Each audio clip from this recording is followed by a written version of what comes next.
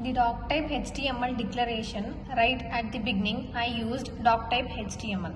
This tells the browser that the document follows the HTML5 standard. It's important because it ensures the browser renders the page correctly.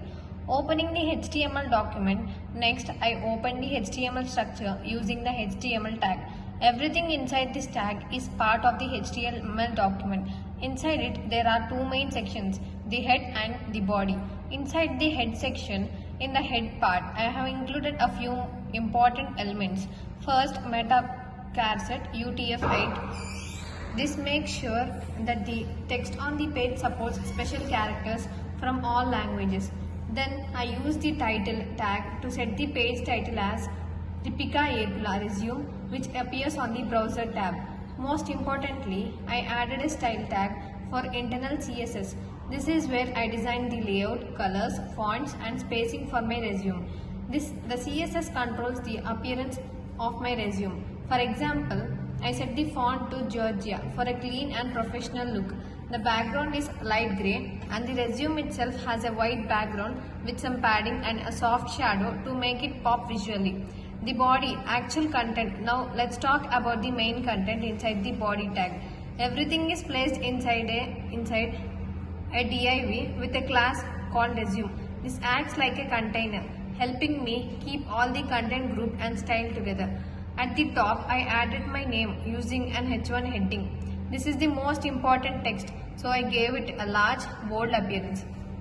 Below that, I added a P tag for contact details, email, phone number and location. The email is clickable using the mail to link, which makes it user-friendly. Next is the objective, which is a short paragraph inside a P tag under an H2 heading. Here, I describe myself as a CSE student with interests in space, animation and creative tech projects. Then comes the education section, also marked with an H2 and P tags. I have included my degree, college name, Vishnu Institute of Technology and the duration of my studies from 2024 to 2028. This is one of the most important parts.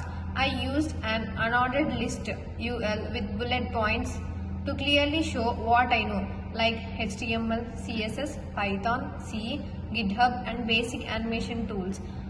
Here I listed two projects. One is on a self-head healing bioactive bandage where I used animation to explain a medical concept.